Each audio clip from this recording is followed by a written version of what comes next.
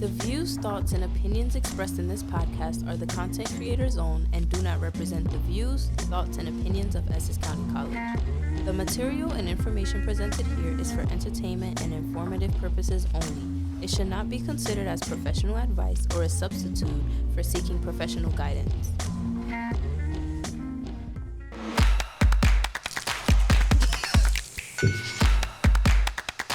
Hello, you're listening to the Podcast Club Presents on SLAO Essex, the Student Life and Activities Office at Essex County College. My name is Joe Ott. I am the advisor to the Podcast Club, the Music Club, the Game and Anime Club, and most recently, the Game Devs Club. Who is sitting here with me on this beautiful February morning? Say what's up, Game Devs! Hey. All right, let's take you around the room, this room full of maniacs, and introduce all of them. We have with us in a white jacket with a white Steam Deck, it is Sa-Hira Green. Hey, Sa-Hira. Hi. Sitting next to Sa-Hira is the one and only Noryn Junquera. Did I say your name right? This time you did. Wonderful. Thank you, Noryn. Okay, next to Noryn is Amira Alao. How do you say your last name? Yeah, that's right. Allow. Allow? Okay, thank you for allowing me to say that right. Thank you for allowing me to leave that lame joke on this podcast. You're welcome. Okay, next to Amira, the wonderful Jordan Bailey. Good morning, Jordan. Good morning, sir. And next to Jordan is the new guy, James Mahar. What's up, James? Hi. All right. We did that. Okay. This is the Game Devs Club. How is this different than the Game and Anime Club? The Game and Anime Club wants to sit around and play video games and do tournaments and make pixel beads and do cool stuff like that. Awesome. They're more consumers. They're immersed in the culture, but they would rather relax, chill, and play some video games. Absolutely nothing wrong with that. The Game Devs takes it a step further. These are the folks that want to and have passion for creating video games. So all the stuff that Game and Anime wants to sit around and play, it's the Game Devs. It's people like the Game Devs who will make the actual content, put it together, release it, and get it out there into the world for you to play. So that's an unbelievably and exponentially bigger responsibility than Game and Anime Club. You have to create the content for which everyone wants to play. So Amira, tell us something that you want to do with video games. Like, what do you not see in the video game world that you want to put out there with Game Devs?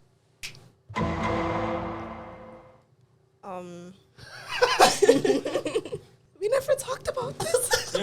Just say what you want to say. Like, what would you make? What do I want to put out there? See? What I want to see, nice animation, cool effects, Okay. content, plot, Okay. strong plot, How strong? very, very strong. Okay. All right. Excellent. Jordan, tell us a little bit more about what Game Devs might have planned as far as games that are coming up that you guys want to introduce into the world. Let's see. Games we have planned. We definitely want to work on smaller projects, such as working with Godot and RPG Maker. We're definitely working on that, and we have a lot of animations. Not really a lot right now, but I do want to work on a lot of animations, just like she said. And video games that I really want to make is like short, like they have simple ideas, except they come together really well. Okay. What was the first the software you mentioned besides RPG Maker? Godot. Godot. Tell me a little bit more about that, James. So Godot is a sort of up-and-coming open source game engine that has gotten really popular after sort of a big Unity fiasco a little bit ago. But it's just sort of a pretty simple but really powerful game engine that you can use that, is really made up of like, here's a bunch of stuff that you can throw together and like piece together in interesting ways to get the results that you want. Excellent. Is this now, which is the engine that y'all prefer to use? I've been liking Godot. What do you say? Here's a funny thing. I actually worked with Godot in the past. You guys remember my game Mandu Boros that I made August of last year? Basically, it's about Ouroboros. What that is like a Norse or Greek snake, whatever it is. It's the snake that eats itself, right? Okay. That's the center of the game. And basically, it's a 30-second game that we made in 4 days for the game jam we released, and you could play it on itch.io for free. But yeah, Godot is really easy to use. My friend Ronald figured it out really quickly, so shout out to him. Awesome. Where can people at home go to play your game? Mandu Boros on itch.io. Go play it. Awesome. Cool. Check that out at home, folks, please. Amira, what is your favorite engine to use when you're creating games?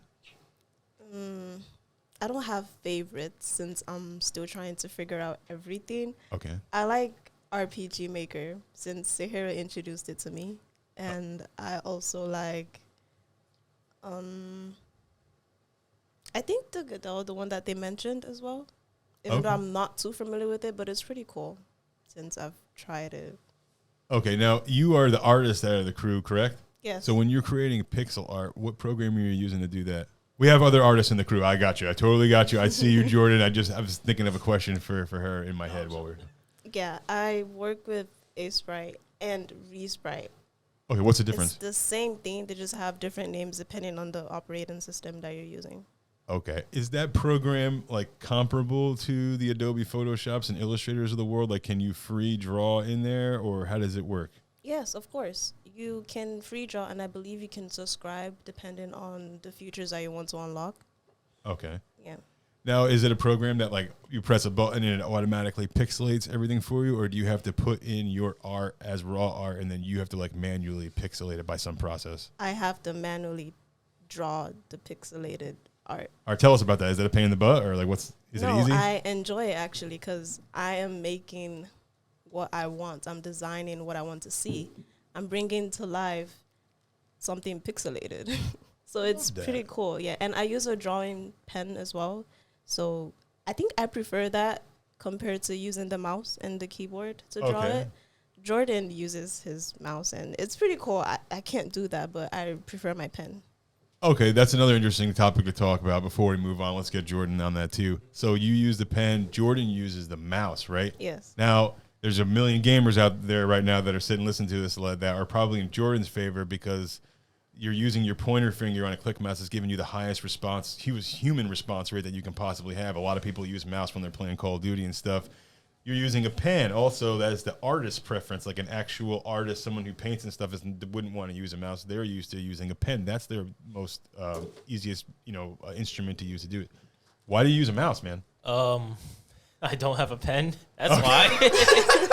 Okay, simple. Well, okay, so basically, I have been drawing on my mouse to computer for like years, so it's really just a simple thing for me. But like using Sprite, since it has so many like pixels, since it's really pixelated, I can be really direct with what I want to draw. Because if I want to use something like Windows Paint, which doesn't have a lot of pixels, right, I have to be like extremely precise or be thick with my drawing, right? Okay. And like the first time I used the pen, it was probably the time when Sa-Hira lent me her drawing pad, right? So it all felt really new to me. And I do really want to use that soon, but I need the money for that first. And right now, I'm just good with using my mouse right now. So I prefer using the mouse right now because, like, it's just really, I'm used to it. I'm experienced with that. Okay, fair enough. You grew up with it. That's yours. Yeah. All right, so, and now defend the pen. Why the pen over the mouse? Have you ever tried the mouse? I have. Okay. I didn't like it. Okay, once you're a pen person, it's hard. Go ahead. Yeah. I guess movements. You could just easily tap on what you want, and yeah, that's pretty much it. And I've been doing digital drawings outside of pixelated art. Okay. So I think I'm just used to the pen. What do you prefer for you? Do you prefer making digital or pixelated art, or do you prefer like painting on a canvas with watercolors and acrylics and stuff like that? To me, art is art. As long as I get to use my hands, it's art. Excellent. Okay, wonderful. Yeah. Okay, golf club. Nice, fantastic. That was really, really nice. Excellent showing. Yes, nice job. Okay, fantastic. Noryn, why don't you tell us about your role in game devs? If I remember correctly, I'm almost certain that Sa-Hira, went and found you in the hallway and dragged you in and beat you down senseless until you joined the club or whatever the case may be. So tell us a little bit about your origins with game devs and what you do. Actually, so first time I joined the club, I knew that I wanted to be a game designer, and that's why my major is computer science. But then there wasn't a game developing club at first, so I met Sa-Hira, and actually she was my instructor during orientation. So I had already known her previously, so I was like, I know you. And we've actually discussed this a little, but me and Sa-Hira want to be like main like storytellers of the like games that we want to make, because we have a lot of ideas, especially with like, we all have creative thinking, but I would also like to think that me and Sa-Hira's ideals for games are very similar, so that's why we connect a lot. That's awesome. When it's so hard to find a writing partner in any art, whether it be music or art, but game development. So, like, give us an example of something that you and Sa-Hira see eye to eye on, that you've talked about, that you want to do. It's maybe in the plans for game devs coming up.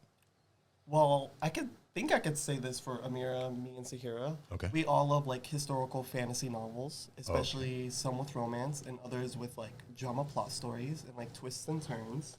Ooh, like choose your own adventure stories or something like that. Like choose your own adventure kind of stuff? Yeah, like, for instance, let's say it's a visual novel game. Okay. Like, you can pick what route you take depending on what options you choose of, like, what your character is going to say or do. Okay, like Telltale games. Yeah, so okay. it's like an advancement type of story. Okay. And personally, on me and Sa-Hira's side, we do, like, very gory games. Okay. Especially in visual novels, because it's, like, we envision how our like characters would like die almost. Death, bro. Especially Sa-Hira right here. Sa-Hira loves it. Sa-Hira, you're an incredibly dark individual. That's why we're all drawn to you. That's why you're cool. That's why you're the leader of this group. I'm like 20 years older than you, and I think you're cool. Thanks. Sa-Hira, for all you listeners at home, she has been playing a Steam Deck this entire time that we're sitting here doing this podcast. I know she's listening and absorbing and everything and stuff like that, but Don't call her out like this. you all have been very dedicated while we're sitting here. She's been playing the whole time. You are the ringleader of game devs. You started this club, I think, last semester at some point in the beginning. Correct me if I'm wrong. When was it? Yeah, that's right. You came in September? Yep. Well, you didn't come to the school in September, but in September is when you're like, I'm doing game devs. Exactly. Why did you start game devs? Let's get down to the bread and butter. Why did you do this?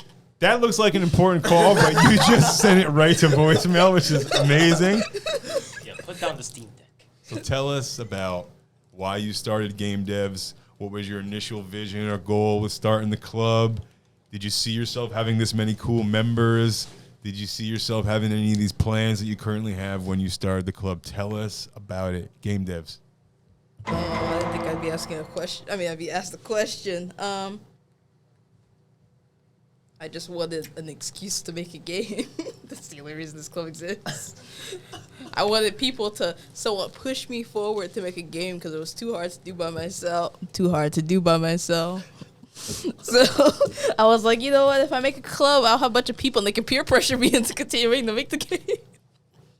There you go. Did that work? Yes, working on it. sort of. Okay. Not at all, folks. Look, making games is hard. It requires a lot of dedication and consistency and function. Well, it looks like you definitely have that here with your staff. I'm sure going to school and trying to pull off this club at the same time is definitely an accomplishment in itself. It's a lot of work you guys have to do. You guys have jobs. You got stuff going on at home. So I'm sure that making an actual video game is definitely a labor of love. We are looking forward to something from game devs, at some point in this semester. I know a lot of folks here would love to play a demo from y'all or something like that. So don't forget about the little people, game devs, okay? Some of us want to play your games The here. poor gamers, what are they going to do if you That's don't right. feed them their slop? We need $20 games, too. Not every game can be $60, We need smaller games, okay? So think about that. I'll make some 50-cent games. There we go. 50-cent bin. Come on. Buy me a coffee. Does game devs have like a Patreon or like a Kickstarter or anything like that? Do you have plans to do anything like that when you start your game? Like, what is the plan when game number 1 is ready? Like, what do you guys want to do? Like, if we make a proper game instead of just these little mini games, yeah, I would love to just sell a game. Maybe we wanted to do like, I think you gave me the idea, but we were going to do like little flash drives where we would sell a bunch of our little games, little game demos on like a demo disc on Demo flash disc. drive. Perfect. That we were gonna sell, but we'll see if that even works out. I also think like looking at us like we are like a game studio, like, oh, we've got, whatever game in the works. You were going to announce this cool thing at, E3 or whatever. But like, I think that's kind of overselling what we are because, right now we're all really casual. Like we're not professional at this or whatever. We just sort of want to make things, and making games involves a lot of different things. So I think our main goal is not necessarily, oh, we're going to release like this cool big blockbuster game, but more like just spend time and make just little things for the sake of making. That's right. Absolutely. You brought up a great Smart point. guy. Great point is that video games do not happen overnight, even small, simple ones. When you see the big blockbuster titles like your Fortnite and Call of Duty, even ones that to gamers seem simplistic because you're doing the same thing over and over again. Those games, the developers spend an awful lot of time making it. It takes years. We got 3 different studios working on Call of Duty games because it literally takes them so long. And then when they release the game, as we all know, it's not even really done yet anyway. It requires a mess of updates. And even those updates kind of don't get it right. So it almost seems like the developer's job is like never done at this point. But I feel like a great developer team can get a solid game done without too many immediate revisions or day one patches or anything like that. We don't really see that too much anymore, But I'm hoping that the world is going to raise groups like you guys, like more game devs, and you guys are going to pay attention. You're going to see the things that you don't like from the developers and publishers that are happening. Say, hey, we're making fun of that now. So when we're the big shot game developer in 10 years, we're going to make sure that we don't release a game before it's actually done, or that we're not pressing our employees to come up with plans for DLCs when we haven't even solidified the ground level base work for our game, and we just want to release it and make money. So it seems like you all are on the more underground side, the let's play $20 games. We don't need your $60 game. Let's have a revolution in gaming. It doesn't always have to be the rich guy who wins. It can sometimes be the underdogs, All right, cool. So game devs, at Essex, we're looking forward to some smaller pieces from you. We're looking forward to some demos. Looking forward to hearing the music that you create, the art that you create for your games. We know a lot of different pieces, very, very important pieces, have to go together to make something. Those of you at home, if you want to join Game Devs, you can join them at Game Devs Club ECC, or no, Game Devs ECC or Game Devs Club? ECC at So if you want to join Game Devs at home, you can email. Yeah. Game. I don't remember. Tell them. It's gamedevsecc@gmail.com, I think. There we go. There we Game Devs ECC at Gmail. All right. I don't check You don't the have to emails, be so like just- a programmer or anything. Like Yeah, we want there's a lot of anybody. different things that go into game development. You're So if you're an artist, if you're a programmer, a if good you're storyteller. music writer, all of these different things go into game dev.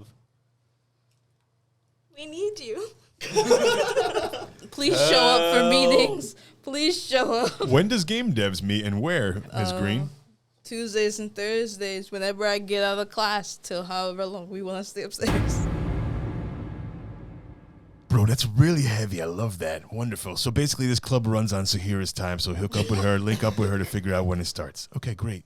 Tuesdays and Thursdays at 11 a.m. in the club room in the Dasher Student Center. You can meet up with Game Devs. They'll be happy to have you. They're looking for all different people to join all different mini teams within their giant compound of the games that they are making. Please join if you're a producer or something. We need someone to herd our cats. Jeez. Thank you. Thank you very much. All right. We're moving on to some fun stuff. I promised the Game Devs that we're going to go around and do some firsts and some what ifs and whatnot. So I'm going to go around and just randomly ask you some questions that hopefully inspire you to say something ridiculous. All right. Let's start with Sa-Hira. Sa-Hira is still playing the Steam Deck this entire time. I love it. What game were you playing? Silent Hill. I'm emulating it. Imagine Silent Hill happening in real life. I would love that, actually. I know you would. Yeah. Okay, we're moving on. Let's Sa-Hira. What's up? What's the first video game that you loved that you were like, this is my game. This was made for me. Thank you so much, developers. I feel like this game was made just for me. It's a loaded question. Yeah. Everybody's going to have to answer it. You just unfortunately have the least amount of time to think about it. Like my first favorite game, or Your like my first game? No, not your first game, because everybody's first game kind of gets so. Like my first game was Paperboy, and I struggled so hard. It's one of the hardest games ever. My favorite game is like Dr. Mario. So it might not be your first game, but what is like your first game that you were like, I need this. I need the box art. I'm gonna hang a poster up on my wall. I absolutely love this. I'm gonna love it forever. Little Big Planet. Little Big Planet. That's a good one, though. Little Big Planet 2 specifically was the great one. What I system? love 1 and 2. PS3. PS3. Okay. Well, also they have PSP and PS Vita. What do you games. prefer? Because you are the portable mistress, whatever. LBP2 for the PS3. PS2, PS3. PS3. Okay. It's you can make levels and then you can play other people's levels, and it's like if you want to be a game dev, that's like baby's game dev to start with. It's pretty much an engine in and of itself. Comparable to like Super Mario Maker, or like better or different? Better. You know what? It is like Super Mario Maker, but like 5 years earlier at least. Okay. Yeah. And like there's so much more. Like Mario Maker is you make a Mario level. Yeah. This, you make whatever you want. You want to make a movie, you can make a movie. You want to make a platformer, you can make a platform. You want to make a horror game, you can make a horror game. You can make whatever you want. If I remember correctly, I'm pretty sure the developers from Little Big Planet went on to make Dreams. Yeah, they made Dreams. Ooh, Which is basically a whole game engine as a video game. Yeah, so but all their games are pretty much like that. Yeah. We need LBP4. I'm holding out for LBP4. Never gonna happen. If you keep praying to the video game gods, they may give you a Little Big Planet for you. You never know. Maybe. I highly doubt it. Yeah, no, it's not happening. Okay, Noryn, what is the video game that you fell in love with the first, that you were like, this game has changed my life? Now, maybe you didn't realize it until like 10 years later, but what is it? Which game is that? No, I know. I was on I was on my iPod when I was like 6 or 7 years old, and it was all of me and my family, and they got me Minecraft on, like, it was OG Minecraft, like the really bad version. On an iPad, you're saying? No, iPod. iPod. That small screen. I lost it. I missed that iPod. I wish I still had it. But it was Minecraft simply because of I liked how like the squares were, and I was like, ooh, this is so different from any other game I've seen like my siblings play before, and now that I can play with them, this is really fun. That's an interesting game choice. I think it's an even more interesting first like console choice or whatever, that you were gaming on an iPod. Yes. Touch, I'm sure, right? Yeah, it was an iPod Touch. Okay. Even so, that's still pretty primitive. I didn't even know that you could play games on there, you know? Yeah, it's pretty interesting. That is cool. That's actually cool. You have a unique story. I don't know. I can't say I know anybody that would gaming on an iPod Touch. I don't know. Minecraft Pocket Edition on the iPod Touch during summer camp is like a You core had it? experience. I also have that. Yeah, it was All right. amazing. It was like an opening for me, like in my brain. I grew a conscience that day. You became sentient playing Minecraft Pocket Edition on your 7 years iPod old. Touch. Wow, Minecraft is what unlocked your. That's amazing. Okay, amazing. All right, Amira, what is the game that changed your life? Sly Cooper. Sly Cooper. Yes. All right, tell me. I don't know what that is. Tell me about that. What system? What console? You played it before on my PS Vita, but But I can't remember what happened yesterday, so you're gonna have to remind me. okay, so Sly Cooper is a Oh, I remember. Yeah, keep going though. Go ahead. I'm sorry. Sly Cooper is a fun game. It's really cool. A very nice interactive game. I played it, the very first time I played it was on the PS3 a long time ago. And after that, years passed, obviously, and I got the PS Vita with Sa-Hira because she threatened me to get the PS Vita with her, and we got it. Wow. And Sly Cooper was there, and I got emotional because Sly Cooper was there. It's very nice. It's really cool. A very interactive game. I love interactive games. Make me do stuff. Make me in control of everything. Make me feel the game, you know. Yes. So here is reaching out to Amira right now. It's not an instigation of comfort. It's more just like an affirmation that you're awesome. I believe that's what you're saying, or something like that. I Or just she's thought of a starting to game hurt. recommendation. Oh, wow. Wow. You should play more immersive sims. I think you'd love those. Immersive sims are awesome. Were you a handheld person before you met Sa-Hira? She seems to be like the handheld whisperer that kind of just like forces it upon people. It's like, here, buy this super loaded. You never have to buy a video game ever. Just buy this 3DS, buy this Switch, buy this portable. Or did you have portables before her? I had portables before a long time ago because Okay. I grew up with a lot of brothers. I believe I have like 10 brothers. Whoa. And we're 3 girls, so that's like, 12 or 13 in total. So boys being boys, consoles all around the house. So, Okay. yes. Whoa. Sorry. I'm glad you survived. I'm glad that you made it out of fun. it. Okay. It was really good. It was fun. Was there a lot of sharing going on? No. Very minimal sharing. Yes. Oh my God. I would beg my way to play just on the console. And they always beat me. And I guess that's what made me good at video games. So your brothers being a little older than you, what were games that they were making you, or you weren't, that they were the master of that you weren't that good at yet? Or like what were the games they were showing you? Mostly anime games like Dragon Ball Z, Okay. Naruto, Storm 4, I believe. There's just a lot of anime games that they played, and I was just like, can I try, please? And they're like, no. Nice. All right, Jordan, tell us about your first game that you fell in love with that changed your life. All right, let me get both mics for this one. Just double mic it and put the volumes up a little. Yeah, go ahead. All right. So the game that changed my life entirely, you ready for this? I'm ready. Kingdom Hearts 2.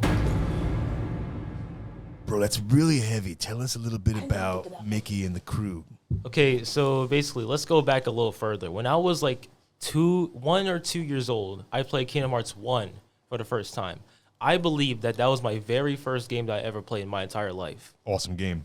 Yeah, because like my older brother, who was like 11 at the time, my mom was like, "Oh, let Jordan play, let Jordan play." So I played it. I deleted his save file by accident. Whoops. He cried. He told me this. I was like, "Oh, I don't remember this." I kind of do. Yeah, so like, but what I really remember playing is Kingdom Hearts 2 every single day, all the time. I would get home, I would be like, all right, boot up Kingdom Hearts 2. Yeah. And like every time I get to a boss, I would be like, all right, Roland, here's the controller, beat him. What system was that? This was on PS3. PS3. Yeah. The first Kingdom Hearts was on PS2, correct? Yep. Yeah, I think so. Okay. And the second one. Okay. Yeah, first and second, but we had a PS3 to play Kingdom Hearts 2. At that point in your life, had you even seen any games like that encompassed such a big cast? Like Smash Bros. Wasn't even No, really super big I didn't or anything see yet. any other game. That was the only one like that. That's the only game. Kingdom Hearts was just my main game, basically, until I got Wii, other games like that. Yeah. But I always go back to Kingdom Hearts 2 every once in a while because it's like the first game that I remember playing, that I remember loving all the single time, every single day. I know I'm messing up my words, but like you get what I'm saying. Kingdom Hearts is 100% a classic. I'm glad Jordan brought that up. It's something that's from my generation too, but that is like one of the games like Smash Bros. There wasn't too many games like that back in the day that brought together all the characters. Now you get tons of like Namco museums and all these things that bring together characters you love, and Sonic and Mario at the Olympics. No one cares about that, but that's what they do now. Back in the day, we didn't have it so much. So awesome. Kingdom Hearts. James, tell us about the game that changed your life. Tell us about the game that you fell in love with first. I know I'm the last, but like I've been sitting here the whole time and I'm like, man, I've got so many games across such a long like period of my life, and it's like I can point to so many of these that were influential to me. But like the first, it's got to be something off of like my Hot Rod Red DS Lite. It either Pokemon Pearl. Love it, dude. Or Dragon Quest Heroes Rocket Slime. Oh my God. I had no idea what Rocket Quest or what Dragon Slime. Right. Wow. I had no idea what Dragon Quest was, but I got the spin-off game where you play as like a slime character, and the slime town is invaded by like all of the other like enemies from Dragon Quest. And you have to go and like you're the only one that doesn't get kidnapped, and you have to go and like rescue everyone. And also there's like mecha style like tank battles. Okay. I remember loving that as a kid, and like many years later I'd basically forgotten about it until I like remembered like a song off the soundtrack, and I'm like, wow, I can replay this in my head perfectly beat for beat. I should go and play this game again. And then I did, and it was still great. By the way, if it was like years later, this game has like a PvP battle mode, and it has like, I guarantee if it had like multiplayer online, there would be like a tier list. There'd be like competitive play or something. It's wild. Unbelievable. What's your formative game? I have a ton. I grew up with the NES console first, so like the first games I even had were stuff my cousins were playing was like Paperboy, California games, Duck Hunt, Super Mario 1, Super Mario 2, which was just a rip-off of a Japanese cart that no one knew at that time. Now I'm sure everybody knows that it was a complete rip, but we were just thankful to have a second Mario game. It was the late 80s. Shortly after that, SNES, so like I'm an NES, SNES kid. Dr. Mario and Tetris like changed my life. The Beavis and Butthead game where you had to pick up the tickets to the Guar concert, which is my favorite band. So all those things combined in one. NES and SNES was definitely where I like. There was cream cheese in the buttons on my controllers. I had called the Game Genie tip hotline and racked up like $50 on that. If you guys don't know what Game Genie is, it was this thing that you put on the end of your cartridge and then that goes into the console. It's like one of the cheating cards. And then a menu would come up where you can type in all your cheat codes, and you'd have to buy the codes though because there was no internet. So they'd be either in the back of Game Pro magazine or you could call this hotline for 99 cents a minute and get codes. And they would take forever to read you the codes on this hotline. You'd like, can I have the Infinite Lives code to Mario 3? Sure. The code is GH3. And they would read you the 16-digit code. So then, 3 minutes later, after you spent $3 getting this code or whatever, you have all these cheat codes. You guys don't have to go through all that. I'm the old man screaming on my front lawn right now. But you guys don't have to go through any of that anymore. You got the internet. You can get mods. You don't even have to do cheats or anything like that anymore. And yet there's still people cheating on Fall Guys every time I play that. And it says anti-cheat software on there, too. I don't think it's working very well, but that's okay.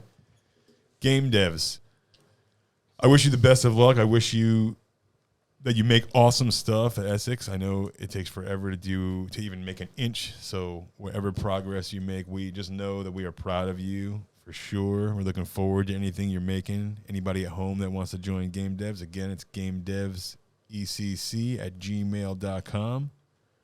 We were here today with Sa-Hira, Noryn, Amira, Jordan, James from the Game Devs Club.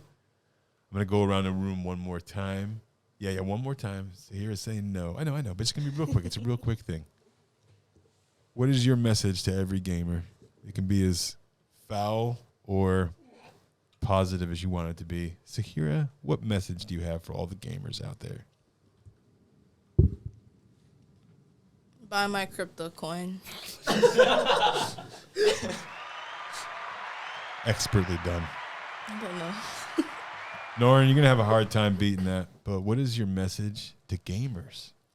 For me, it would be if you have the thought and wanting to become a game developer, even if you know nothing, just like me, it is okay to just get the help from fellow friends or classmates. It's really nice. So I'm grateful for these guys for helping me. Yeah, that's right. Cheers to game devs. Good job helping each other. Yes, nice job. All right, Amira, what message do you have for the gamers listening to us right now? They're like, man, I just heard Amira, and man, I'm going to do Game Devs too. This is awesome. It's so inspiring. What message do you have for them? Sa-Hira and Noryn said everything that I wanted to say. Yeah, but you say it too. You say it too. No, that's not cool anymore. But I do want to say that game development entails a lot more than you think it does. There are other cool stuff like voice acting. I forgot to mention that. I really love voice acting, and it also doesn't have to be voice acting in English alone.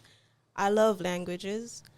I'm learning Japanese, so if anybody out there is interested in voice acting in our game, you can join our club, Game Devs. That was a huge detail for us not to discuss this entire podcast. I didn't even realize that. Yeah, you guys are going to need some voice actors for your games. If you're a voice actor, get in touch with Game Devs. Sound designer. There we go. Music designer. Absolutely. Writer, artist, programmer. Perfect. Play Final Fantasy 14. I've been... Play Final Fantasy 14, yes! I got like a pop-up notification in front of my face saying play Final Fantasy 14. Was it from Sa-Hira Green? Yeah. Noryn held up her phone with just text saying James, tell them to play Final Fantasy 14. They've been on a huge campaign trying to get us all to play Final Fantasy 14 in here. I'm probably going to buy it because Sa-Hira has been reminding me every single day. Free trial. Play Free the free trial. trial. I'll set you up. Play the Okay, free set me trial. up. Even better. Free 99 is way better. Jordan, what message do you have for the gamers? Jordan, just so you all know at home, Jordan is also double mic'd right now for a big announcement. He's got like a press conference going on. All right, Jordan, what is it? Buy my crypto coin. I won't rug pull you. No. Is this real? Buy ours. That was it? Yeah. Love it. All right, awesome. It's Also, real. make video games, whatever you want. Get the coins. All right, get your crypto wallet out. Okay, support game devs. James, what message do you have for all the gamers listening to you guys, learning about how cool you guys are right now? What message do you have for them? I feel dumb for saying something genuine after that, but go outside of your comfort zone. Play stuff that you don't normally play. Like if you just sit and play like, Marvel Rivals game after game, like if you have a PC, you have, decades of history of gaming that you can go check out right now.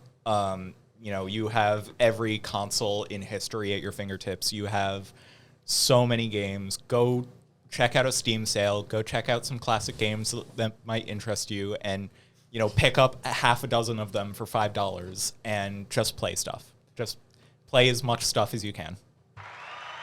I couldn't have put that any better. James, fantastic job. He is 100% right. We're living in a time and age, not to sound like the old guy again, but seriously, we're living in a time and age where you can do and play and preview almost everything without spending $1. Do it, take advantage of it, check it out. I got to take your advice a little bit more, too. I need to take my own advice. I'm stuck in the same 5 games that I've been playing for the past 10 years. My Steam library's got probably 200 games, and yet like 90% of them are in gray, and they're not even installed on this machine. You know what I mean? So, yes, I'm going to shake your hand again. Very good. Steam family with me. Of course. I have to get a Steam Deck, obviously. People at home, start saving your money now. It costs like mad, hundreds of dollars, but get one.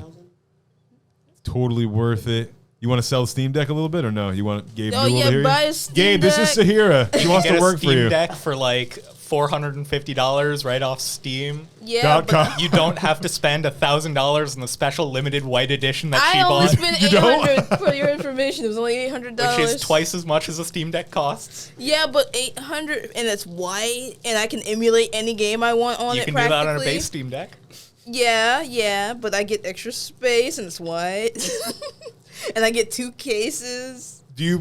Last question. What's Do you up? prefer playing that, or do you still like to play Steam on the computer and access your games that way? I prefer this actually. That's it. That's a wrap now, right? I prefer the Steam Deck right now. I play Final Fantasy 14 on the Steam Deck, all 102 gigabytes on the Steam Deck. Is that how big that game is? Yeah. When you have the complete game, yeah. As opposed It to... has multiple expansions. So if you just do the free trial, it's about like 30. It's still most of that size. Yeah, true. All right, so start saving up for a big SD card. Start saving up for Final Fantasy. How much is Final Fantasy if you don't play the free version? Well, monthly subscription. it's they got us on monthly so now? you have to buy all the expansions, and then you also have to buy It's the an- monthly subscription where It's an MMO. Who's putting it out? Battle.net or somebody else? No, Square Enix. Square Enix has their own their own desktop program now to run that game out of. Yeah, You can it's play a it on launcher. Steam. You Oh, can you play it can- on Steam though. I I prefer the launcher. You can use the launcher to play on Linux and the Steam Deck. Yeah, like I'm doing today. XIV launcher. Yeah. Is there any online community for this game? Yeah, so much. huge. So if you're So playing much. if you're playing on Steam and she's playing through the launcher, are you guys still in the same network? Oh, It's okay. all just Final Fantasy 14. okay. Yep, even if you play on consoles, that's why they have like they still have it on PS3 or was it PS4? Probably, I think. Yeah. All right. You can even do like cross data center and stuff. Mm-hmm. Like if you have a character Cross on one server. data center or one world or whatever, you can go just swap over to the world that someone else is on and It's play with them. extremely extensive. You should play it. Folks, we used to not even be able to save a game, and now we can save it and our characters across devices. And Someone pull up the platforms. copy pasta. Yeah. So- I learned a lot today with game devs. I'm grateful for them. Game devs rules. Join the club. They are making moves. Spring 2025. Big thank you to game devs for joining us on the Podcast Club Presents. We want to thank you. We hope that you and your families are staying well and safe during this time. Don't talk to strangers. What other cliches can I give everybody? Subscribe to us on YouTube and Spotify, SLAOESSEX. 90 plus podcasts on there. Game and anime streams are up there. Check us out. Have a great day. Goodbye. Arigatou gozaimasu. Did you know that the critically acclaimed MMORPG Final Fantasy XIV has a free trial and includes the entirety of A Realm Reborn and the award-winning Heaven's Sword expansion up to level 60 with no restrictions on playtime? Sign up and enjoy Eorzea today. This has been a production of the Essex County College Podcast Club. Copyright 2024, all rights reserved.